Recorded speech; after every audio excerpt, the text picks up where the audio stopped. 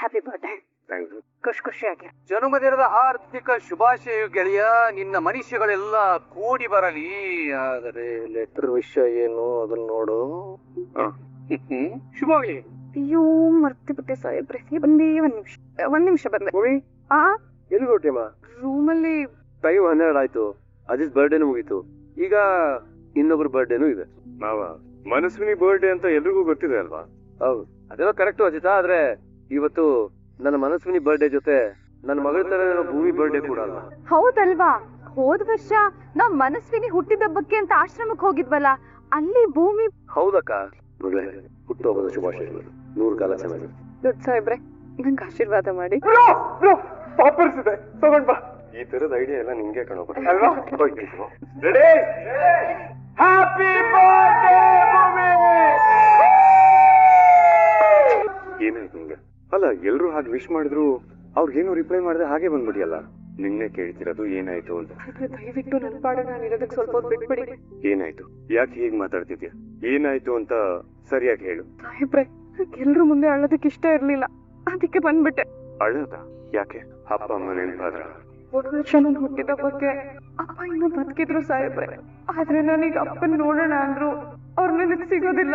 ನನ್ನ ಅಮ್ಮನ ಜೈಲಿಂದ ಬಿಡ್ಸೋಣ ಅಂದ್ರೆ ಅದು ಆಗಲ್ಲ. ಹೀಗಿದ್ದಾಗ ಯಾರಿಗೋಸ್ಕರ, ಯಾವ ಖುಷಿಗೋಸ್ಕರ ನಾನು ಹುಟ್ಟಿದಪ್ಪ ಆಚರಣೆ ಮಾಡ್ಲಿ? ನನಗೋಸ್ಕರ. ಸಾಹೇಬ್ರೆ, ಏನ್ ಹೇಳಿದ್ರಿ ನೀವು?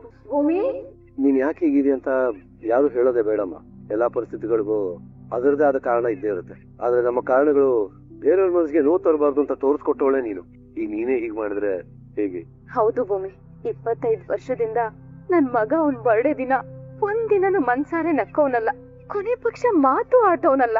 ಆ ದಿನ ಈ ಮನೆ ಒಂಥರ ಸೂತ್ಕದ್ ಮನೆ ತರ ಆಗೋಗಿರೋದು.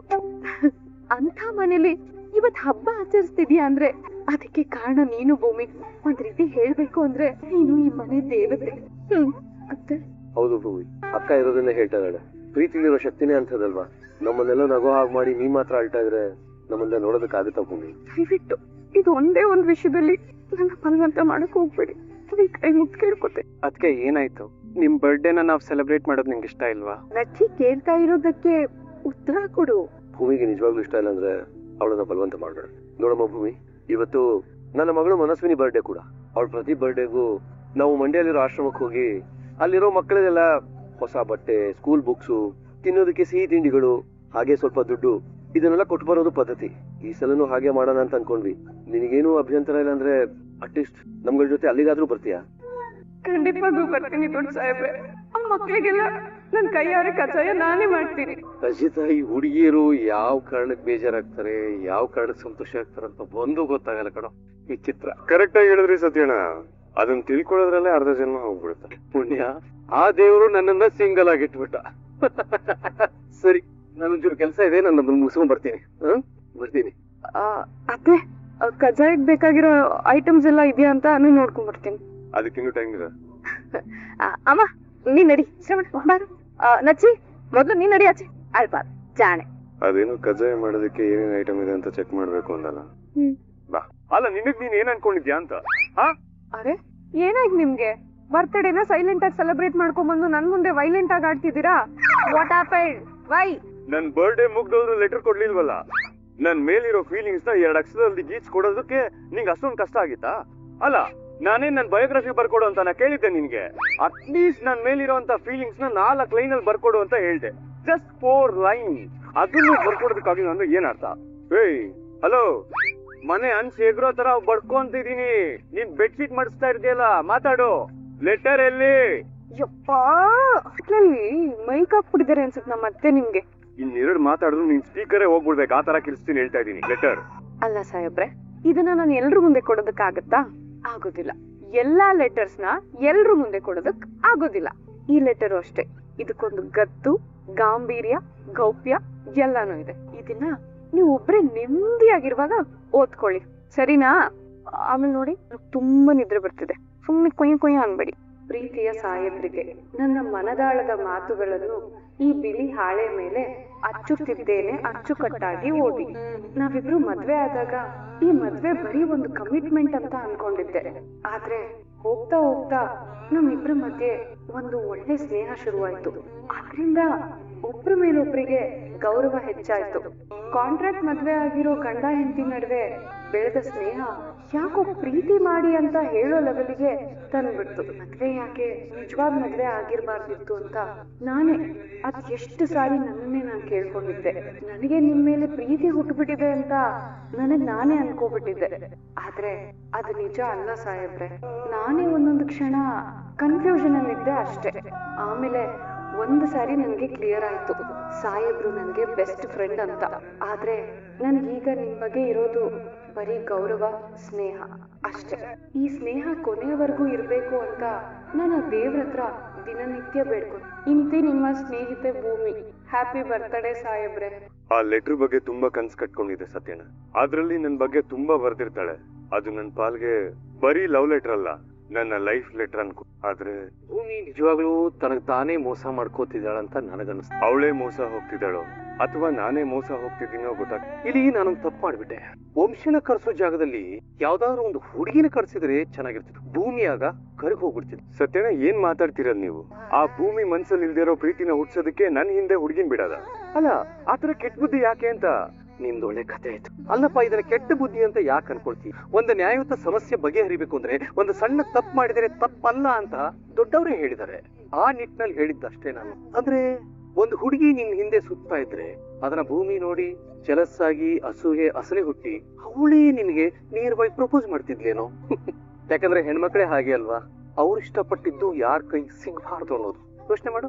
ಅಲ್ಲ ಸತ್ಯಣ್ಣ, ಆ ಅಂಜನನೇ ನನ್ ಹಿಂದೆ ಬಿದ್ದಾಗ ಭೂಮಿ ಮನ್ಸ್ ಕರಗ್ಲಿಲ್ಲ. ಇನ್ ಯಾರೋ ಬಿದ್ರೆ ಮನ್ಸ್ ಕರ್ಗುತ್ತಾ ಭೂಮಿದು? Your point is correct. Ajitha, ನಿಂಗೊಂದು ನೆನಪಿದ್ಯಾ? ಸ್ಟೇಷನ್ ಅಲ್ಲಿ ಅಶ್ವಿನಿ ನನ್ನ ಕೈ ಹಿಡ್ಕೊಂಡಾಗ ಭೂಮಿ ಬಂದು ನಿನ್ನ ಕೈ ಮೇಲೆ ಟೀ ಚೆಲ್ಲಿದ್ಲು. ಅದನ್ನ ನೀನೇ ನನಗೆ ಹೇಳಿದ್ದೆ. ಇದಕ್ಕಿಂತ ಉದಾಹರಣೆ ಬೇಕಾ? ಹೌದು, ಆದ್ರೆ ಪ್ರೀತಿ ಅನ್ನೋದು ಟ್ರಿಕ್ಸ್ ಮೂಲಕ ಹುಟ್ಟೋದಲ್ಲ, ಎರಡ್ ಮನ್ಸ್ಗಳ ಮೂಲಕ ಹುಟ್ಟೋದು. ನನಗಂತ ಪ್ರೀತಿನೇ ಇಷ್ಟ. ಭೂಮಿ ಮನ್ಸಲ್ಲಿ ಪ್ರೀತಿ ಹುಟ್ಟೋದಾದ್ರೆ ಅದು ಮನ್ಸಾರೆ ಹುಟ್ಲಿ. ಇನ್ನು ನಮ್ ಕಾಂಟ್ರಾಕ್ಟ್ ಮದ್ವೆಗೆ ಒಂದಷ್ಟು ತಿಂಗಳುಗಳಿದೆ. ಅಷ್ಟರಲ್ಲಿ ತಾನಾಗಿ ಪ್ರೀತಿ ಹುಟ್ಟಿದ್ರೆ ಸರಿ, ಇಲ್ಲ ಅಂದ್ರೆ ನನ್ ಹಣೆ ಬರಹ ಅನ್ಕೊಂತೀನಿ. ಸತ್ಯಣ್ಣ, ಏನ್ ಸತ್ಯಣ್ಣ, ಕಾನೂನು ಪೊಲೀಸು ಇಬ್ರು ಡೀಪ್ ಡಿಸ್ಕಷನ್ ಅಲ್ಲಿ ಇರೋ ಆಗಿದೆ. ಹೌದು, ನಿನ್ ವಿಷಯ ನಮ್ಮ ಮಾತು. ಏನು ನನ್ ವಿಷಯ ನಿಮ್ ಮಾತು? ಅಂದ್ರೆ ಜನರ ವಿಷಯ ನಮ್ ಮಾತು ಅಂತ ಅಷ್ಟೇ. ಹಾಗೆ ಸರಿ. ಸತ್ಯಣ್ಣ, ಭೂಮಿ ಜನ್ಮದಿನದ ಹಾರ್ದಿಕ ಶುಭಾಶಯಗಳು. ದೇವ್ರು ನಿಂಗೆ ಸದಾ ಒಳ್ಳೇದೇ ಮಾಡ್ಲಿ. Thank you Satyanna. ಗಿಫ್ಟ್ ಇಲ್ವಾ? ಅದೇ ನಾನು ಯೋಚನೆ ಮಾಡ್ತಿದ್ದೀನಿ. ಅದನ್ನ ಕೊಟ್ರೆ ಮರೆಯಕ್ಕಾಗದಿರೋ ತರ ಸದಾ ನಿನ್ ಜೊತೆಲೇ ಇರ್ಬೇಕು ಅನ್ನುವಂಥದ್ದು. ಸತ್ಯಣ್ಣ, ಅಂತ ಗಿಫ್ಟ್ ಏನ್ ಕೊಡ್ತೀರಾ?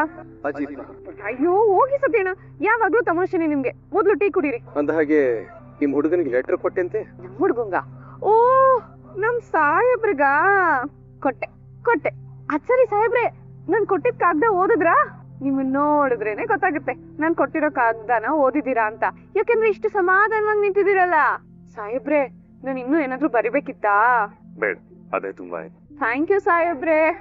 ಹಾಗೆ ನನ್ ಮನೆಯವ್ರಿಗೆಲ್ಲ ಟೀ ಮಾಡ್ಕೊಡ್ಬೇಕು, ತಿಂಡಿ ರೆಡಿ ಮಾಡ್ಬೇಕು, ಇನ್ನ ರಾಶಿ ಕೆಲ್ಸ ಇದೆ. ಸತ್ಯನ ತಿಂಡಿ ಮಾಡ್ಕೊಂಡು ಹೋಗ್ಬೇಕು, ಹಾಗೆ ಹೋಗ್ಬಾರ್ದು, ಸರಿನಾ? ಕವಿತಮ್ಮ, ಬನ್ನಿ ಇಲ್ಲಿ ಬೇಗ.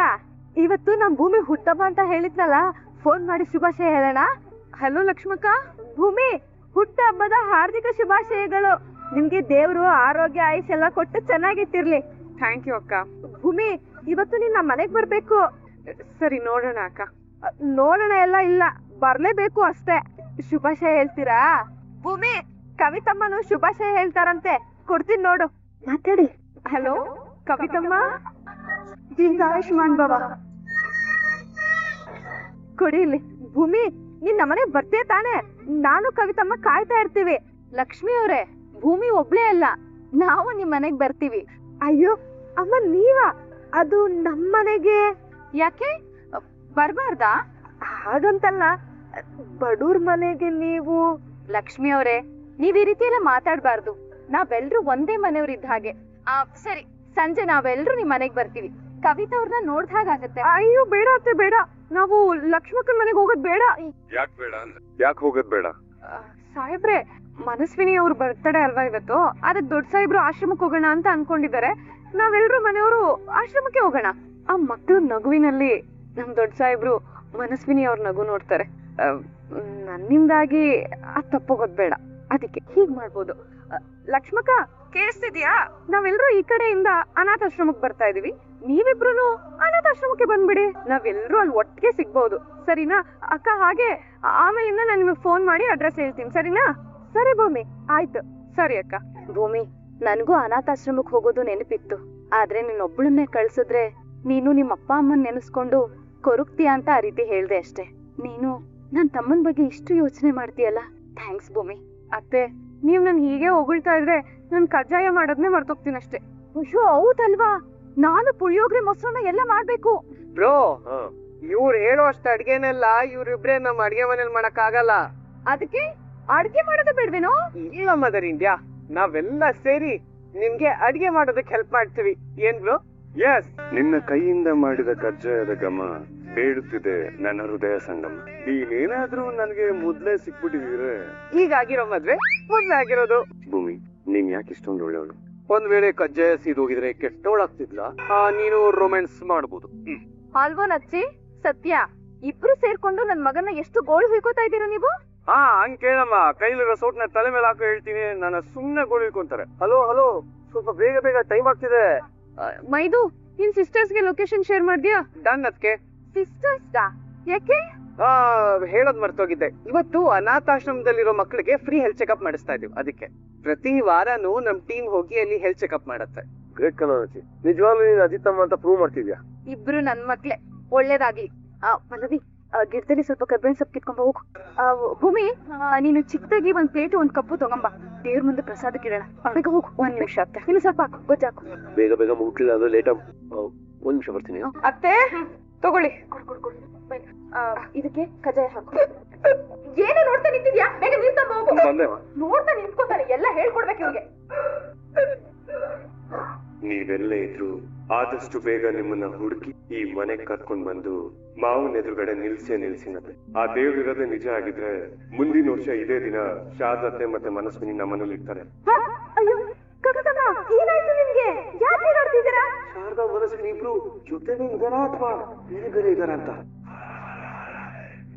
ವಿಡಿಯೋ ಇಷ್ಟ ಆಗಿದ್ರೆ ಲೈಕ್ ಮಾಡಿ, ಸಬ್ಸ್ಕ್ರೈಬ್ ಮಾಡಿ, ಎಲ್ರಿಗೂ ಕೂಡ ಶೇರ್ ಮಾಡಿ. ವಿಡಿಯೋ ನೋಡಿದ್ದಕ್ಕಾಗಿ ಎಲ್ರಿಗೂ ಕೂಡ ಧನ್ಯವಾದಗಳು.